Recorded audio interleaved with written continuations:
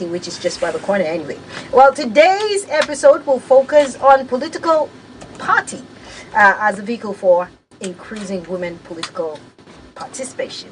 And basically, we have the he for she's in the studio today. It's not going to be a woman guest like we normally have. We have the guys, the men who will be talking on behalf of the women. We have Shamsuddin Yusuf and Austin Ibe as my guests this morning. Good morning, gentlemen. Good morning. Good morning, Swag. You guys are welcome. So, political parties and women political participation. Austin, how well have political parties done, ever since democracy returned to Nigeria in terms of women participating effectively in politics and also getting elected into positions? Okay, I think thank you for the question. I think basically at the base of 1999 election, at the base of the democratic dispensation that we are now, there was that apprehension about whether the military was readily ready to hand over power to the civilian authority. So there was that disconnect. Not many people were really interested in democratic architecture. They thought that after all, during Shagari regime, the military struck and June 12 never worked. So how would 1999 even work? So if you look at all of those individuals who, the kind of political party we had at that time, we just had a convergence of almost all the actors. That's why you have at the base then you have a very strong political party called the PDP, and of course the AD. AD was more dominant in the West, and PDP was more like has the national spread. But as at that time, all of those people who met to do those discussions were likely all men. You remember the likes of the former governor of Plateau State, and who became the chair of the party at that time. And in fact, all of the contestants for president at that time were all men. So the consciousness of women were not really at that time very high. Yes. It isn't that they didn't play roles. There were more women who voted at that time. But as we continue to progress, even in 1999, if you check the number of women in parliament at that time, was not as high. But in 2003, the consciousness has gone up. Women participation continued to increase. Party continued to see the need to include women. And more women, the likes of Frank Afebwa, started to show up interest, and then it began to move on. And in 2007, the number increased tremendously. 2011, it went up. But in 2015, it came down. But we have tried to find out why did it come down. What was the role of political party? We still believe that political party is a vehicle to increase women political participation. One of the strategies political party can use is simply just putting affirmative action. So say, well, for us in this party, in some political parties in Nigeria as of today, they do have their representation. They have what they call a twinning. If you have a woman as chair of the party, a man will be the vice. If you have a man as chair, a woman will be the vice. So that is more like a strategy, twinning.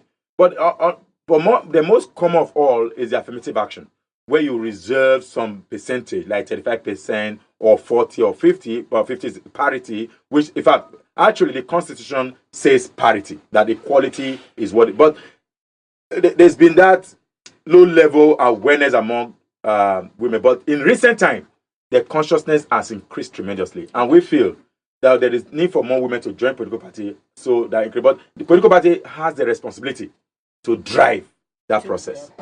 Okay, it sure does have a role to play. That's talking about the political party. I'm talking to you now, Shamsuddin. But, I remember we talked alongside our guest. That was early this year when the PDP had its convention. And we tried to analyze, the percentage to which women were elected into various positions after the PDP had this thing. Now, looking across political parties, I know we have over more than 40 political parties. Yeah, we now have 60. Yeah, 60 exactly. 68. Now, I mean, when you take a look at the overall, or when you try to assess the overall, how do I call it now, structure of political parties in Nigeria, I mean, just how much of that affirmative action, the twinning and all of that, do we see present as status quo right now, basically? I think it's nothing to write home about. If you look at affirmative action, we talk in number of 30 to 35% of women occupying playing significant role in decision-making processes of a political party. But that is not what we see at the moment. If you look at the ruling party, for example, the major position you find women or woman is actually the women leader. Aside from that, look at the major positions in terms of the national chairman, the vice chairman, from representing different geopolitical zones, are majorly women, predominantly dominated by men. So that goes to it. Even if you look at PDP, even the last election that conducted, even the National Publicity Secretary of all political parties majorly, so with the exception of the, I think the Labour Party at the moment, they're majorly men. So in terms of party structure, creating a structure in-house, because there's nothing could be done to the present position that women have in elected positions. When you talk in terms of percentage, is a reflection of what role they play in the internal processes of the political parties. And we can address that key thing, the having them in important political positions without first addressing, that kind of lack of inclusion, the exclusion of women playing significant role at the level of political party. I think that's the first way to go about it, because our constitution gives much credence to political parties in terms of them vying, putting out candidate vying for elected positions. And the more women have voice in the runnings of political parties, we also give them that opportunity to say that we wouldn't play second fiddle anymore. We wouldn't be saying we want to have access to forms by just by just you giving us certain privilege of having access to this form, and when discussion comes in terms of who should eventually become the candidate, I say, oh, no, this person pays so amount of money, and because of that we wouldn't ask him to step down for you. Please, can you just step aside or step down for these other persons to occupy? If you look at the moment, we have over 1,400 elective positions across the country, with the exception of local government offices. If you look at the state houses of assembly, the governorship, deputy governorship positions, the National Assembly, and the president and vice presidential positions, they are over 1,400. And you won't believe me that women are currently occupying less than 100. Less than 80 of those positions. Which is terrible. So that's really terrible. So there's a whole lot of things that we need to do internally among the political parties to ensure that things are done properly. Yeah, I'm talking about what we need to do, Austin. What we need to start doing at political level, at different levels. We're seeing women gathering themselves in forums, but is that enough? How do we include the political party to become more aware and to also drive the need to see women participate more in political activities, and also driving them towards seeking for elective and appointive positions? Importantly, what we need to do is for women to join political parties. Okay. Because about 2 weeks ago, I heard on the station, one of the guests was saying that they will continue to clap, they will continue to dance, but this time they will vote. Going beyond that, this time you need to join political party. Beyond just voting for an election, you need to be a member of you need to be a card-carrying member of a political party. 68 of them, but you have a choice to choose one of them. But I will argue that if we want to galvanize more support for women in politics, there is need for more women to be enlisted into the political party structure. At the moment, there is no independent candidate. So it is still the political party who feature candidate for elections. True. We can't sing all of the singing and then all of the dancing, and we are not in any political party. We can't even, for your voice to be heard, you have to make that voice heard in your political party. Mm-hmm. The larger crowd is you can only make your voice heard when you're selecting candidates that the party has already produced. To make that candidate to be you as a woman, you need to be in a political party. And from evidence, right now there's been that consciousness for more women to be enlisted in political party structure. They need to get themselves involved as delegates and as candidates. The time of let's see what will happen has passed. The time of we did now is now. We need to take up the consciousness. And that's why I'm very particularly happy about the movement that is ongoing, the Women for Women, that is galvanizing this support. Beyond just the movement, get people to register for a political party. There are about 8 political parties membership who are enlisted in that, about 8 political parties are represented in that organization or even more. But we need more. If you are a woman, on that day they are going to have a rally. If you are a woman, you are not in any political party, I would like them to raise their hand, and if possible, let political party go and bring up political parties. We have the APC, we have the PDP, we have the ABGA, we have the PPA, we have the SDP, we have the YDP, and lots more of them, 68 of them. Go and get registered in this political party. Get to contest leadership position. Get to be involved. Make your voice heard. I mean, I would like to give example of this young lady in APC who is a member of their board, Abiola, Miss Abiola. If she was docile and idle, no one is going to recognize her. You got to speak up. In the cattle too of PDP, and very many of them, there are more of these young women who are getting up. Two, we need to get back to our university setting. The way our student union bodies or departmental bodies are structured, the vice president is usually reserved for the woman. And all of that position, they say maybe let's give women a treasurer, let's give her the welfare. Women are very compassionate. No, a woman can be a president. There is the consciousness now to begin to go to our universities during student union government elections, during departmental elections, during association elections, and ask women to contest for the chair of this association. Contest, because you can't really learn politics like as sitting in a classroom, even though we have political scientists. Shamsuddin and a lot of other individuals are political scientists. But you can't learn politics. You need to play a role in the participation that gets you to be in-depth. Not all political science students are involved in politics. They just know the theory. But to get involved in politics, which somebody has defined as who gets what, how, and when.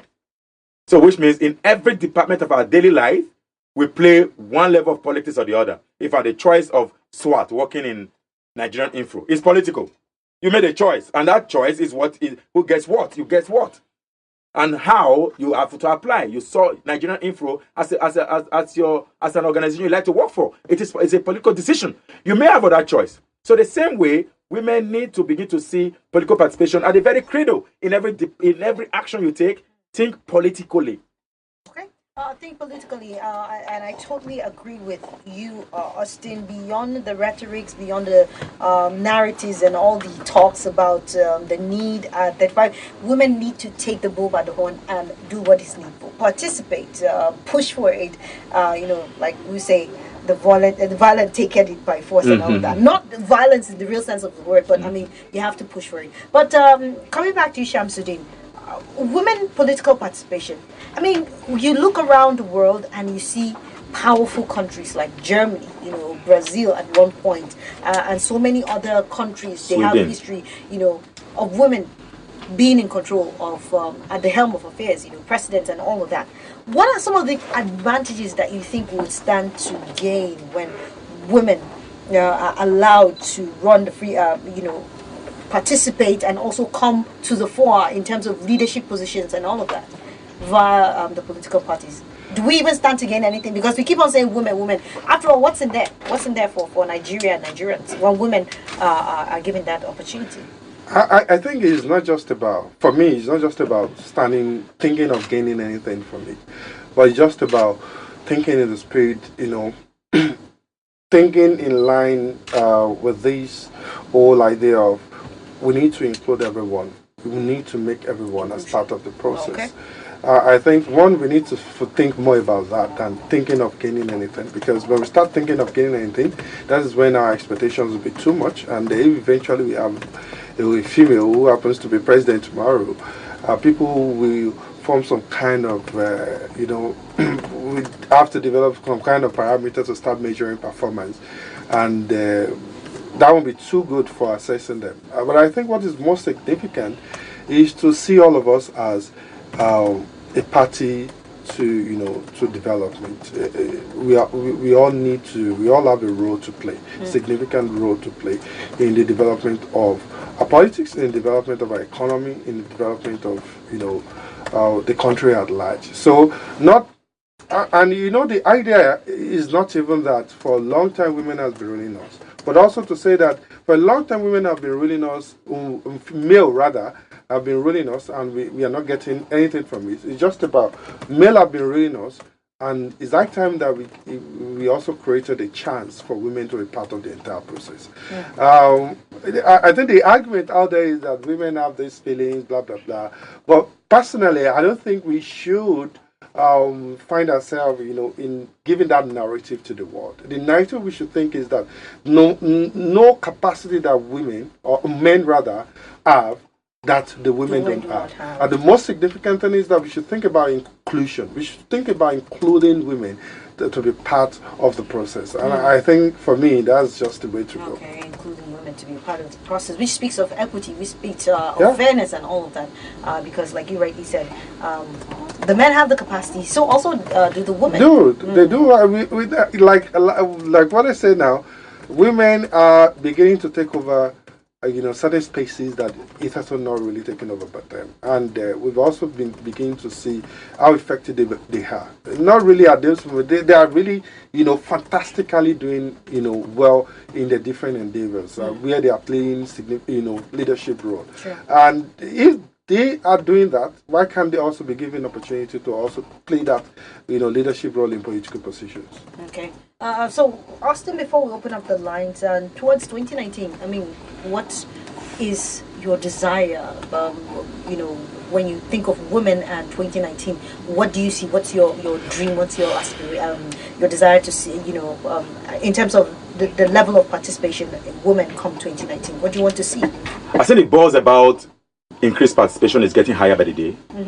There's a lot of people now talking about it, including folks like Shamsuddin and I, and very many men out there who are now talking about the need for equitable participation. We may not be there today, but part of the trajectory is to continue to talk about it. And by 2019 can just be the springboard. We hope, sincerely. I asked a few questions some time ago, and I asked them, I said, what's the role of political parties? What's the role of women in political parties? And very many chair of political parties were very optimistic that, without women, political party can't function. Without women, political party can't do this. In fact, women are our mobilizers. Women are this, women are that. So what do parties actually use women for? Is it just for mobilizing, or just for clapping, or just for dancing, or just for welfareism? Then if you realize, like Sham did mention, women in leadership positions have demonstrated, and I like the word they use, fantastically, and I want to add cocastically, perform beyond reasonable doubt. And if they could have done that, in his words, they can do. If they could have done that in other sectors, they could do that anywhere.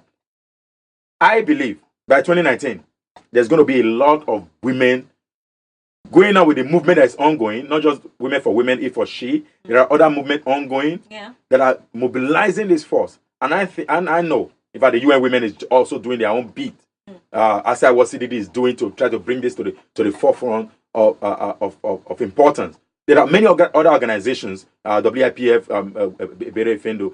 There are many other women who are doing the same thing, including men. By the primaries of political parties, according to INEC calendar, we are going to see more women. Kaduna is just an example. The last local government election, I think it's been heard already. The last local government election, there were a lot of women in a chairmanship position, councillors. It was like a movement. And that is going to replicate in 2019 election. We're going to see a lot of women contesting election. And not just as aspirants, also as candidates. Interesting. A word of prophecy has just been dropped. Let's keep our eyes open, and let's also ensure that this comes to a reality. Okay, it's not just about talking, it's about standing up from where you are as a woman and to go look for a platform which you can launch yourself out there. It's a women political platform, and I've been talking with Shamsuddin Yusuf and Austin Ibe from the Center for Democracy and Development. This program, of course, is brought to you courtesy of that particular organization with support from the Ford Foundation. And we've been looking at women political participation via political parties as to drive that.